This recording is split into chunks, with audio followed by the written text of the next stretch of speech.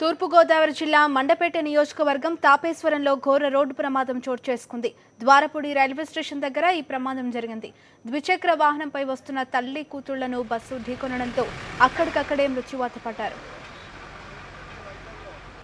ఇక ఈ ఘటనకి సంబంధించి పూర్తి సమాచారం కరెస్పాండెంట్ హరీష్ అందిస్తారు. హరీష్, చెప్పండి, దీనికి సంబంధించి ఎలాంటి డీటెయిల్స్ ఉన్నాయి? బస్సు డ్రైవర్ అదుపులోనే ఉన్నారా? పోలీసుల దర్యాప్తు ఎంతవరకు వచ్చింది? ఈ సంఘటన తూర్పుగోదావరి జిల్లా తాపేశ్వరం దగ్గర జరిగింది. ఈ సమీపంలో 7 గ్రామాలకు చెందిన పిల్లి సూర్యారావు, భార్య మేరీ, వీళ్ళిద్దరి కుమార్తె ప్రభావతి. ఈ అమ్మాయి విశాఖలో ఇంటర్ చదువుతుంది.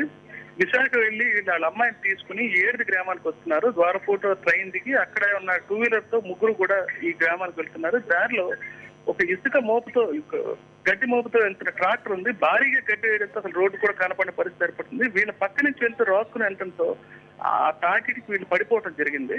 ఒక్కసారిగా తల్లి కూతురు రోడ్డు మీద పడిపోయారు. ఆ వెనకాల వచ్చిన ఆర్టీసీ బస్సు వెంటనే వీళ్ళని మేరనుంచి వస్తుంది. అక్కడికక్కడే స్పాట్ లో మృతి చెందారు. ఈ గడ్డి మోపుతో భారీగా సింగిల్ రోడ్డు, ఆ రోడ్లో వెళ్తున్న గడ్డి మోపు వీళ్ళ ట్రాక్టర్ వెళ్ళడం వల్లే, వాళ్ళు ఢీకొట్టడం వల్ల ఈ సంఘటన జరిగింది. కానీ పోలీసులు అక్కడ పరిస్థితి కేసు నమోదు చేసి దర్యాప్తు చేస్తున్నారు. ఇప్పుడు ఓకే హరి.